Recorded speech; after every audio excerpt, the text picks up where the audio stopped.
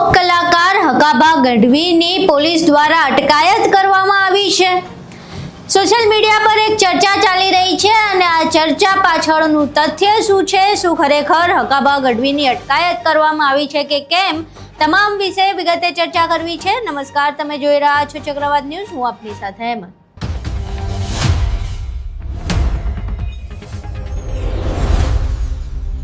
વીજ પોલની સમસ્યાને લઈને ખેડૂતો આંદોલન કરી રહ્યા છે। ઘણા સમયથી આ આંદોલન થઈ રહ્યું છે કારણ કે ખેડૂતની પોતાની માલિકીની જમીન છે, ત્યાં ખાનગી વીજ કંપનીઓ દ્વારા તેમની મંજૂરી વગર યોગ્ય વળતર આપ્યા વગર વીજ પોલ નાખવામાં આવી રહ્યા છે અને જ્યારે ખેડૂતો તેનો વિરોધ કરે છે તો તેમના ઉપર પોલીસને હાથો બનાવીને અત્યાચાર કરવામાં આવે છે।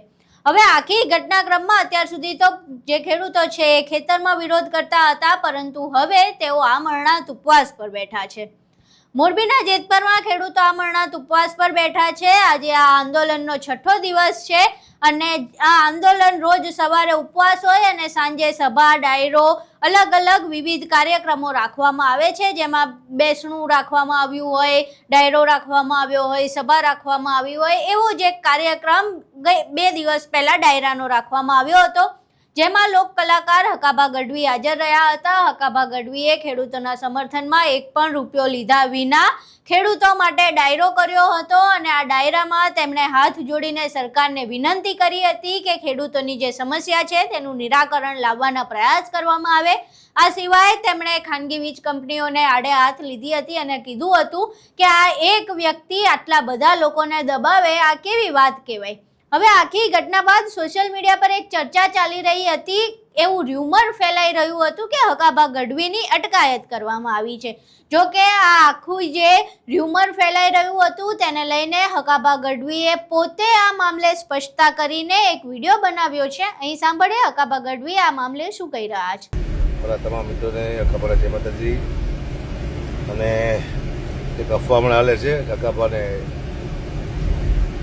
પોલીસ પકડી જાય, ગ્રેપ્તાર થયા, એ વાત ખોટી છે, કશું છે નહીં। હું આટલા બધા ખેડૂતો મારે હારે છે, મને કે થાય નહીં, ચિંતા ના કરતા કોઈ, એટલે આ અફવા છે, કોઈ માનવી નહીં। હું તો જો આ મારા મિત્ર છે ડૉક્ટરને સાથે અમદાવાદમાં છું, એટલે સોશિયલ મીડિયામાં એક અફવા આવી છે હકાભાની અટકાયત કરી, એવું ખોટી વાત છે।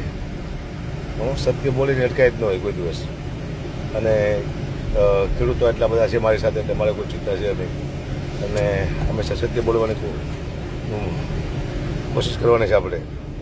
એટલે આપ સૌ આનંદમાં રહો, મોજમાં રહો, એવી માતાની પ્રાર્થના। અમદાવાદમાં નિકોલમાં શું જો ઉદઘાટન હતું અમારા મિત્રને આવ્યો હતો અને અત્યારે પાછા નીકળ્યા છીએ હું ને અમારા મિત્ર ડૉક્ટર કિરણભાઈ। એટલે બધાને વિનંતી કે આવી અફવામાં ધ્યાન આપવું નહીં, કોઈ અટકાયત કરે નહીં। આપણે જ્યાં કોઈને મર્ડર કર્યા હોય કોઈ આપણે અટકાયત કરે, હકાભાની અટકાયતથી ખોટું છે। અને જે આ ચલાવતું આવું ખોટું, એને કોમેન્ટો દેજો કે આવું ખોટું ચલાવશો નહીં। એટલે આપશો ને મારા જય માતાજી, જય મગર।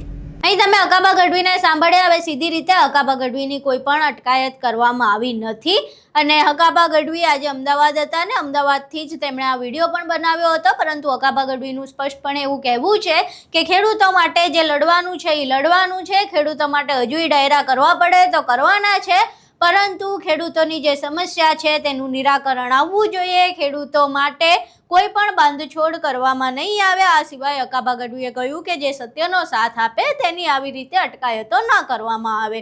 હવે જે પ્રમાણે સોશિયલ મીડિયા પર ખેડૂતોના વિરોધના અને તેમના અટકાયતના દ્રશ્યો અવારનવાર સામે આવતા હોય છે, તેને લઈને હકાભા ગઢવી વિશે પણ અટકળો ચાલતી હતી અને એવું કહેવામાં આવતું હતું કે તેમની અટકાયત કરવામાં આવી છે, પરંતુ એવું કંઈ જ બન્યું નથી। હકાભા ગઢવીની કોઈ અટકાયત થઈ નથી, તેઓ સ્વતંત્ર છે અને તેમની કોઈ અટકાયત ભૂતકાળમાં પણ નથી કરવામાં આવી અને હાલ પણ તેઓ બહાર જ છે।